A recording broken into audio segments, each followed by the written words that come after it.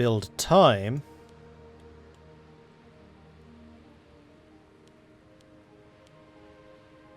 No. We already got the build cost from the Pythagorean mathematics.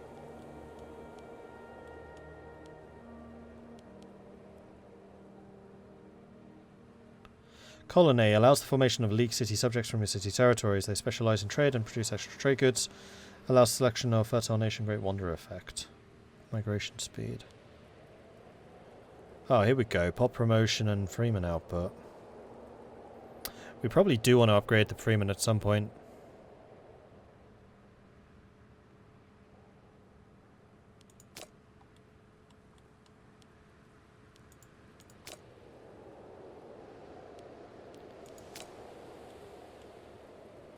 Yeah, I think that we do want to have the Legions.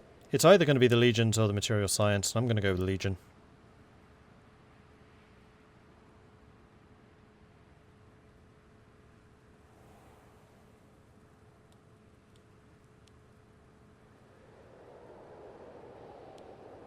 I wonder why these are, like, specially coloured. I wonder if those are, like, special for us.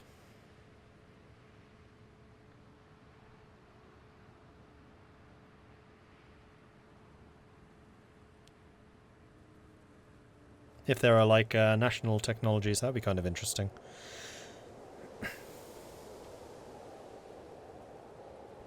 Oh, yeah, possibly, when active. I assumed that active just meant researched.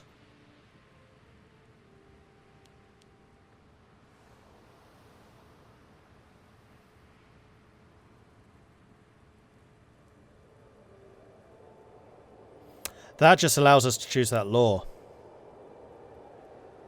That's the Royal Guard, I think. Let's try it. Let's find out. By relying only on the most skilled tutors, we can cut down on the time it takes to produce adequately informed fighting men.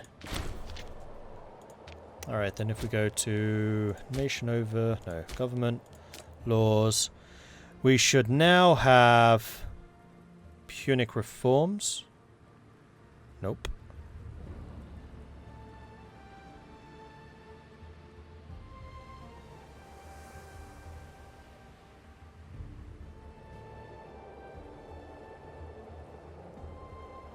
Yes, we'll be able to raise a legion in the capital region. Sorry, I was watching a part of Quill's playthrough and it was called the Royal Guard for him because he was playing as Macedon. So here it is, the Punic Reforms. So this will cost us 15 stability, which is going to knock us a bit low. 32. The political power we can definitely afford. What we might even need to do is like double down on the stability increasing. This is going to change us from the Servian levy. So our levy size will go down by 2.5% and we'll also... Oh no, but our manpower will go up. So our standing army size will reduce with this.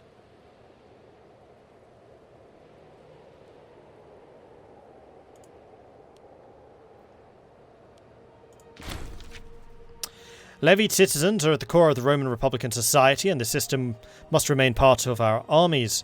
Nonetheless, wars against Carthage and Macedon highlights the need to lighten the old recruitment rules, allowing even those with little to no property to serve. Likewise, the levy must be supplemented in a lasting force, always ready to hurry to do the Senate's bidding. Okay, so now our stability is kind of low. What can I change that? That's under religion. So we can do another sacrifice, which will cost 80. This is much more than I like to spend. But I want to get that stability up again in a hurry. Minus 15% population happiness right now. So we're going to press the button. We're going to stab a pig. And our stability goes up by 0.5 a month, which is really good. Okay. And then military. Legions. We have the first legion. Legio Italia. Legio Modeling. We can choose who it's commanded by, and we can also choose who is in it. So we've got Publius Cornelius Aravina. Well, actually, Gaius Junius Publicus. 12 military. Uncaring. Cohort loyalty goes down. Depressed, so his health goes down. He's arbitrary. Aggressive. Camel discipline, light cavalry discipline. Crafty. He has a really high base corruption now. He's a terrible choice. Also, he is a faction leader. And we don't want to be giving a faction leader to the an entire legion. That's a terrible plan. It's a bit annoying that the traits aren't displayed on this screen. Because I'd like to just, like, lock this and then be able to hover the traits and see what they've got. He's got an infection. He's guileless.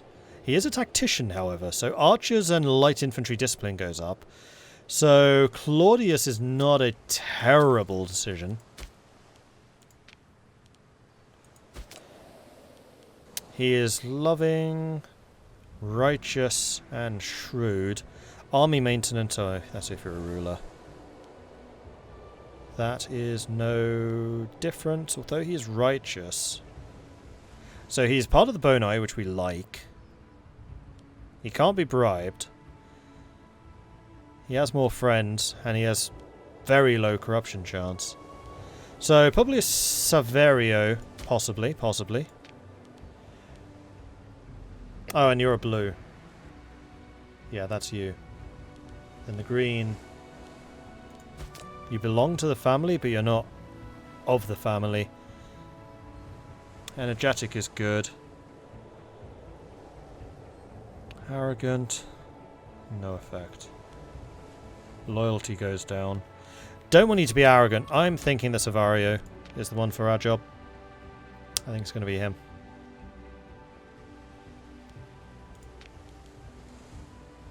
Oh, right. So he is the top level commander, and then he's also got a couple of sub-commanders below him. So Lucius Paparius Cursor is a tactician, so he will come with that light infantry combat ability. He is 78, so he's not going to be around for too long. Curvus doesn't have anything. You're tactically inflexible, so that would be a terrible idea. Really, we've got nobody that's brave? We got you. You're steadfast. Military 7. I mean, these guys are 8s. You do belong to the Greens.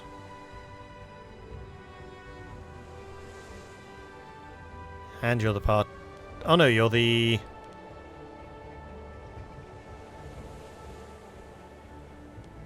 You're a party leader. You could be dangerous. Hey, Lambert.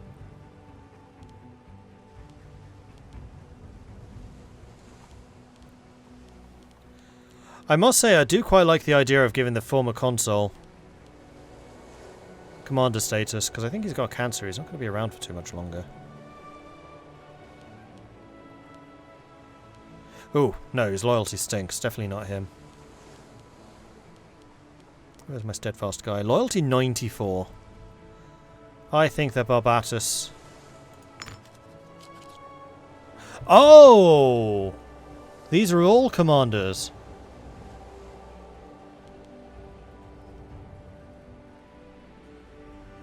Left to right in order of importance. Okay, so I'm just going to make you that guy. We're going to say that Steadfast Man is going to be the top level commander. Second level...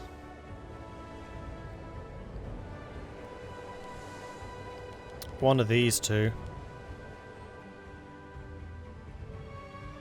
Not you, because you're super corrupt. Just as good.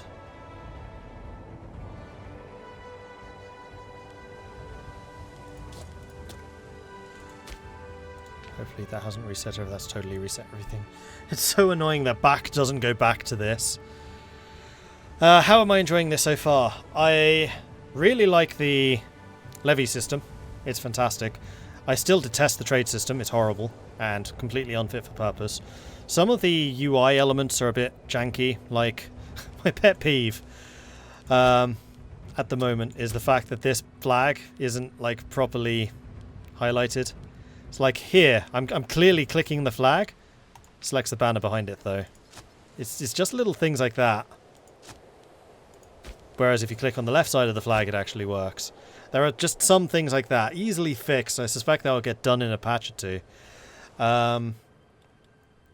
What else? A couple of usability things could do with some updates, like the fact that you can't go back to the screen you were on, it just goes back to the previous character, which isn't that useful.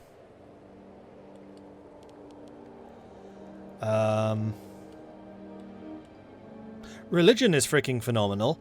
I just started digging into the religion and going for different temples and then filling the temples with the reliquaries.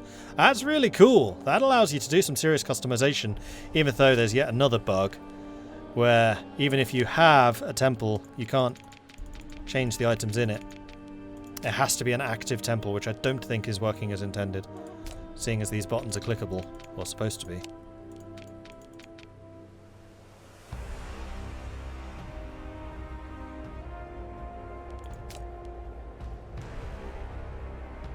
But I also quite like that you can switch out who your active patrons are, so we just brought in Diana, for example.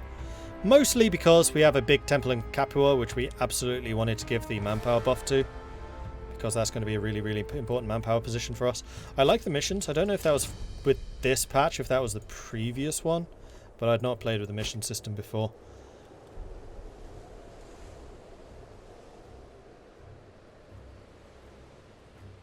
For Rome, the missions are relatively old.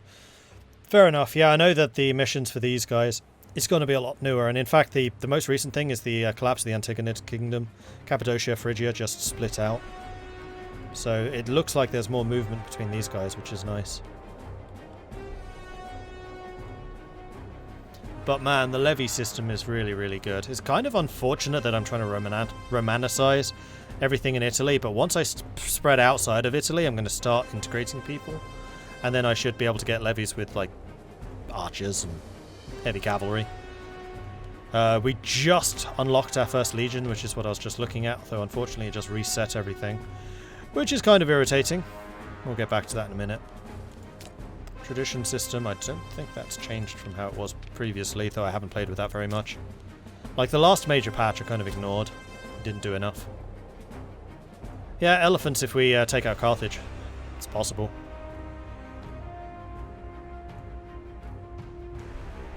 But, I mean, I guess what I will say about Imperator right now is this stream right now was supposed to be Ambernar. I switched it to Imperator.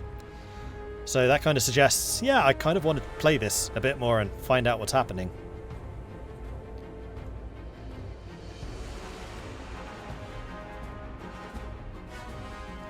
And the thing that I'm still waiting the most is I really want to see more done with the tribes. Like, they make up just such an important part of the map, and they just basically haven't changed since vanilla. Especially the migratories. Like, I want to see more from the Langobards.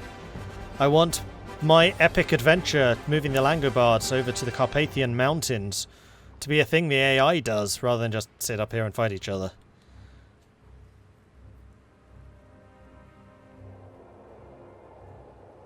In my Rome run, I integrated Leopontic, Macedonian, Punic, Samnite, one of the italics. My console wanted it.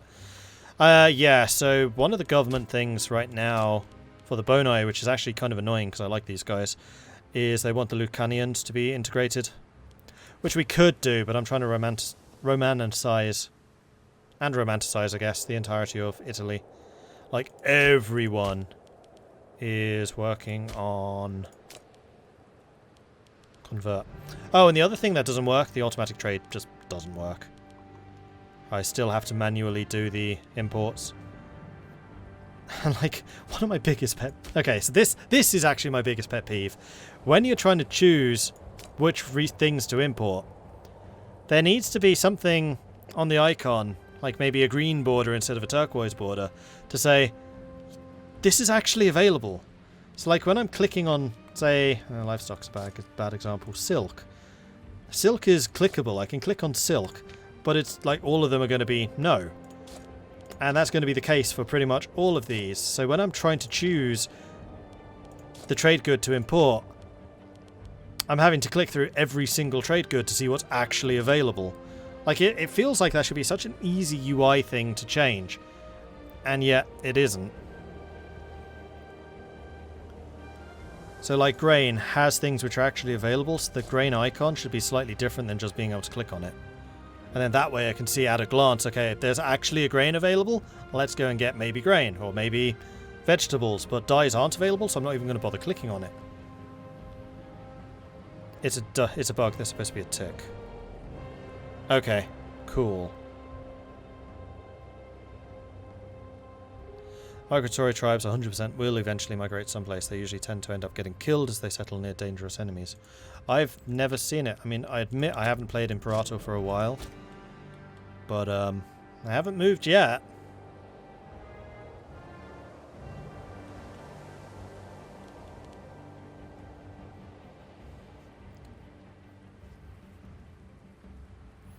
Oh, and the other thing is the new Fortification Capacity. That 7 out of 6 needs to be on this tab in the same way that buildings are and population is. Like, I completely missed this and ended up building, I think it was like 20 out of 5, and my forts were costing about 10 ducats a month. Because I didn't know about that. And it's not explained anywhere. There's no tooltips, there's no tutorial about that. It's just somebody in chat happened to say, it's like, oh, hang on, wasn't there a dev diary about this? So that really needs to be up here. To say, yeah, you can build more forts. Like, even if you're trying to build a fort, there's no reference in the fort building thing that there is a limit. None. Anyway, this is me moaning a lot because I moan about games that I want to see improve. If I don't like a game, I simply won't play it. So yes, this game has some potential. It's still like 70%, I would say. 70% of the way there. It's getting better. It's definitely getting better. Who needs tooltips and guides when you can leave your game and read the dev diaries? Yeah, true. And at some point in the future, I'll play as somebody other than Rome. Like, I want to try and give Rhodes another shot, or any of the other naval powers. Or trading powers. No, not trading powers. That trading powers would require trade. No! I still really enjoyed my Langobard series. That was fun. Maybe playing as somebody similar to the Langobards, like on the fringes.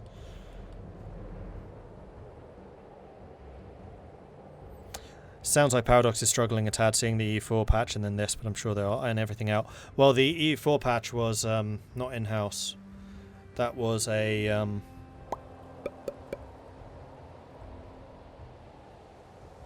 out-of-house development thing. They're trying to get cross-platform compatibility for multiplayer, and it just didn't work. Yeah, Heroic Labs. Those guys. So that's not entirely on Paradox. I mean, it's on Paradox because they pushed that build without checking it, apparently. Which seems like a bad idea, especially when you should be providing some oversight when you are subcontracting. That's the word I was trying to remember.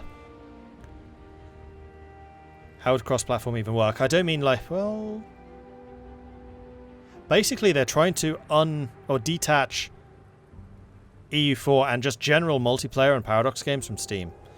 Which means that if you buy the game on Good Old Games or on Steam, you can still play against each other. If you have the game on console, if you've got the Microsoft Game Pass and Epic Game Store, you can still do multiplayer. Because at the moment, they're all separate.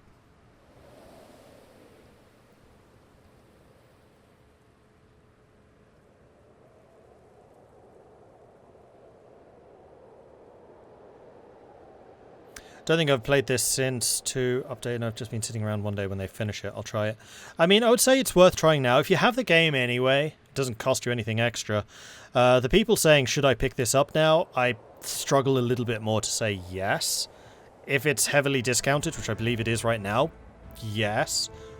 But be aware that it's not really there yet. But Paradox have proven that they're actively working on it, so... I have faith that it will improve. And it is good for a campaign or two. Like, don't misunderstand me. Like, that campaign that I did as the Longbeard was genuinely a lot of fun. I just haven't been able to enjoy it as much since then.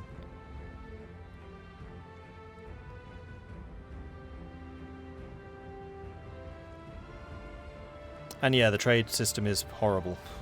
I just need to completely just tear that out. Still kind of early access-ish. It plays that way, yeah.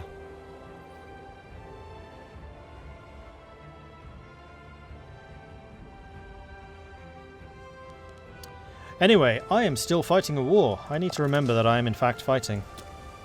Vox Populi. Outraged by the political landscape of Rome, Lucius Papius Cursor burst into the chambers of Publius today, insisting the members of the Senate sympathetic to his cause would, under no circumstances, vote in favour of any legal changes made by our government. Indeed, he seemed so apocalyptic that he had to stagger out of the Senate hall, aided by 2 underlings. He loses 20 health? Whoops.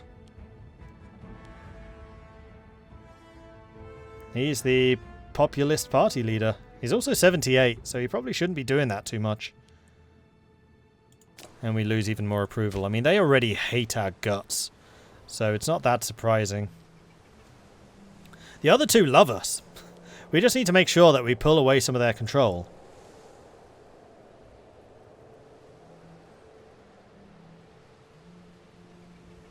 Oh, there's the Senate influence. Okay, so as soon as Cursor dies, a lot of their backing goes as well. And unfortunately, Bubulcus.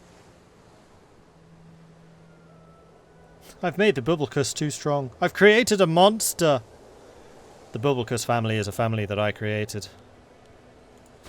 And they have risen from nothing to basically seize complete reigns of Rome at this point.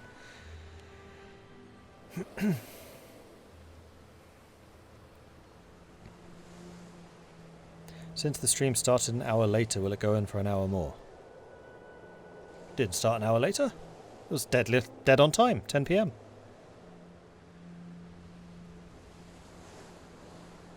We'll check on the VOD tomorrow. Gotta head to bed now. See you, Lambert. I know it's a small thing. I have trouble with the date in this game. Keep having to see when it translates to BC. I do wish that was toggleable. I would totally make that just BC. In fact, is that possible? Is that a thing you can do? Because I feel like that's a thing you should be able to do. Because yeah, I agree. That date makes no sense to me.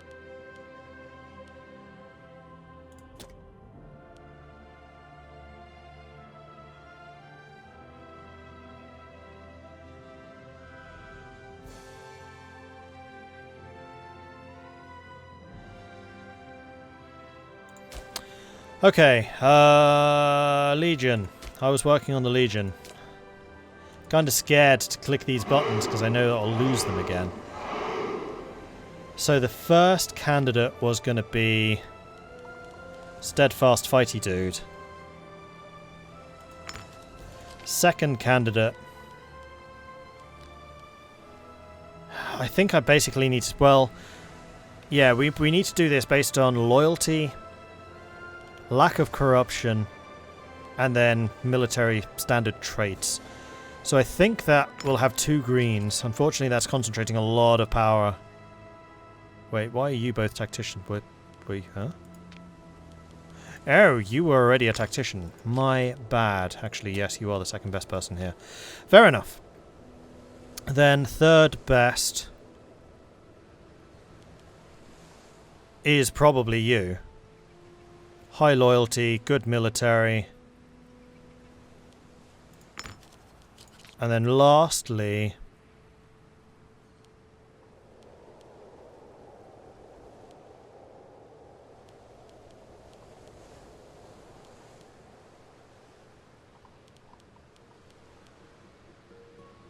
not you.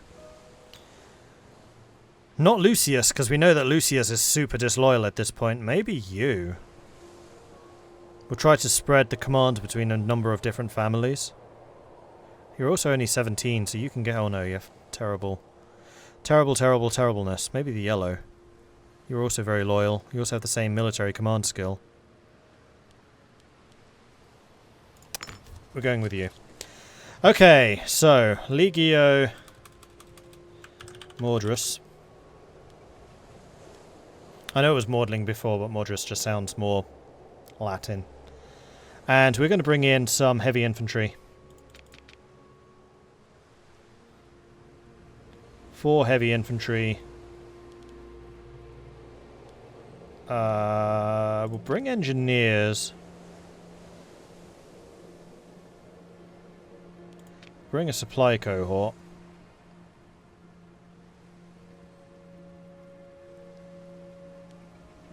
Two light cavalry.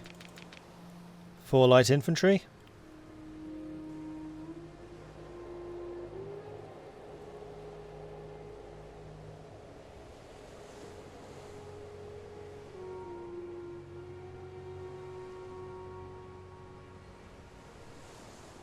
Trade system is better in Imperator than E4. We can actually influence it with other means than spamming light ships or conquering upnodes. I mean, I disagree. I don't like the trade system in Imperator. I do wish that trade goods had a bit more of an impact than they do, but not to the not to the micromanagement aspect that this has. And I love the fact that light ships affect trade. It means that there is actually a naval struggle for commercial dominance. I think where EU4 system falls down is actually in land trade, where there's not enough ways to compete.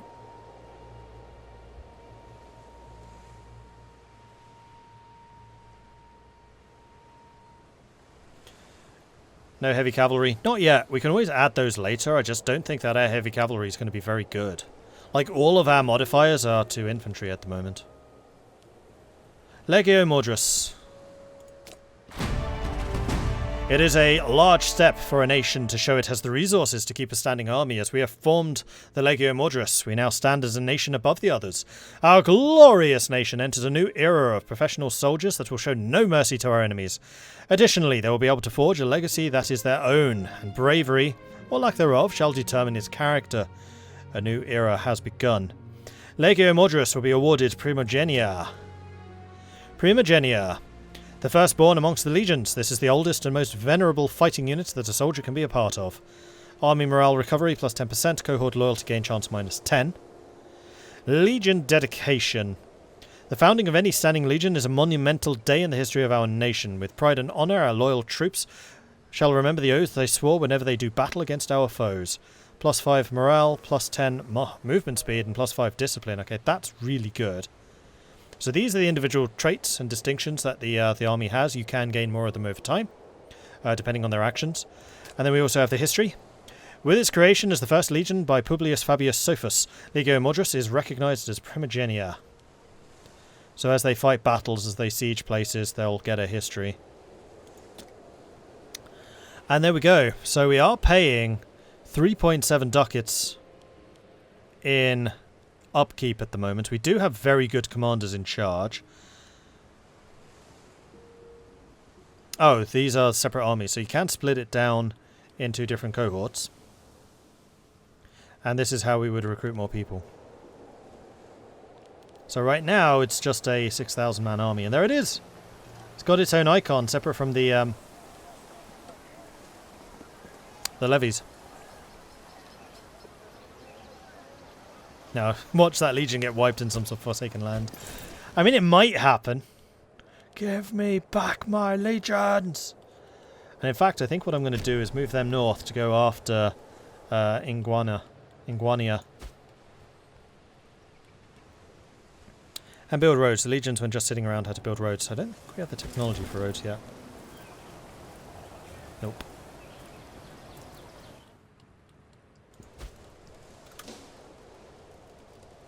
Anyway, I think, we'll fight this battle first, and then I will probably stop. Did you just sail past me? Oi! No, actually, I don't want to catch you. I just wanted to stop you sieging me. So we're going to go back to Ostia. We're going to start repairing. Because the size of our fleet is actually expanding quite nicely. I'm pretty happy with this.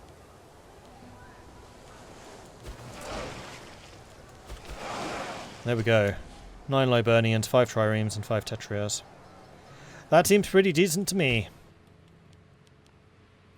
Scorned families. Oh dear. Claudii is pissed at me. We have unused trade routes. We actually have quite a few unused trade routes, but I think that's going to be something I will fix next time. And we also need a new Pontifex Maximus.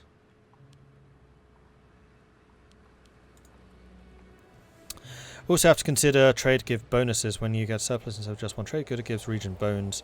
You need certain goods to produce certain troops and ships. It's a pain to micro, but useful if you do. You can choose to ignore it in single player, but in multiplayer to get most possible, you need the trade system to make stuff work. Yeah, which is why it's such a pain that the UI is not fit for purpose. Like, I like the idea of different resources giving different bonuses. What I don't like is the fact I have to click through every single one of these buttons to see if I can actually get those resources. Like, there are just so many little things that need to be improved. Like here, I can actually use these, but there's no difference between the grain icon and the elephants, which I definitely can't get.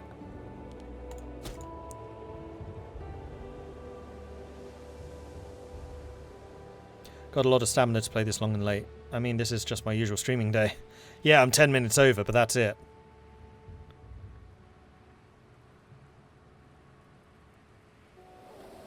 What I hate about trade in EU4 is trade acts as a one-way street. For example, if trade comes to your node along a certain route and does not go out along the route along the same route.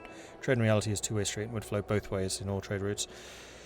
True. I mean, that is trying to encapsulate the idea that, I mean, it's Europe Universalis, Europe in the world, where trade flowed generally from east to west, or from the Americas to Europe. That's not to say it doesn't go both ways, because I think it definitely should. It's also one of the weaknesses of the system where you can't have circular trade routes, otherwise you'd have infinite money. I'm sure that they could come up with something better now. Like, they know what the important factors are. I think that's one. Multiple ways of manipulating it. Two, making territory not necessarily linked to actually controlling trade. And three, making trade an economic weapon.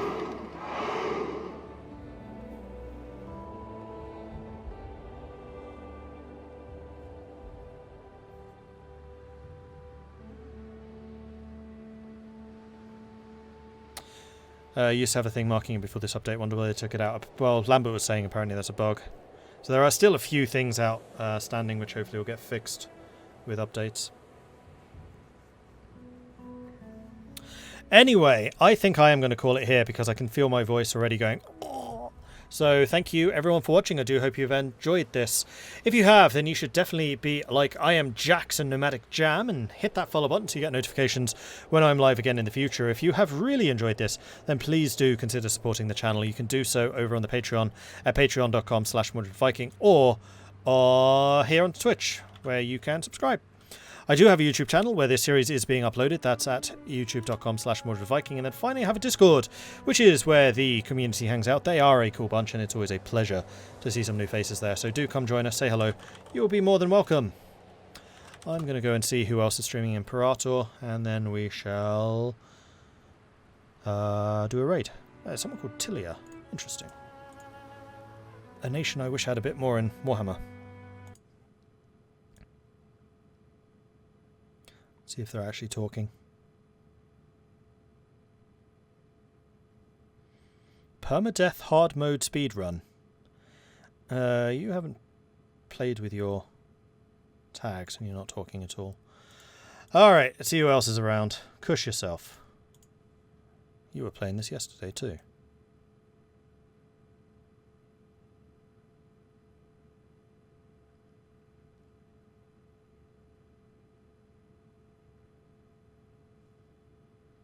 Also not talking. The other thing I should say is tomorrow's my day off, so I will not be streaming tomorrow. That is on Thursday.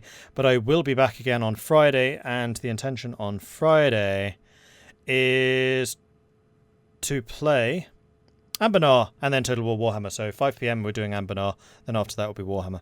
Okay, this guy is now talking. He seems like he's alright, so we're going to head on over to Cush Yourself. So head on over there, say hello from Mordred Viking. I'd love to see his chat lit up by the Viking Raid, which you can do by copying and pasting Viking Raid just like this. Or if you're a subscriber, you can do so with all of the long ships like this. That's it for me for now. Thanks everyone for watching. I will see you all next time. Until then, goodbye.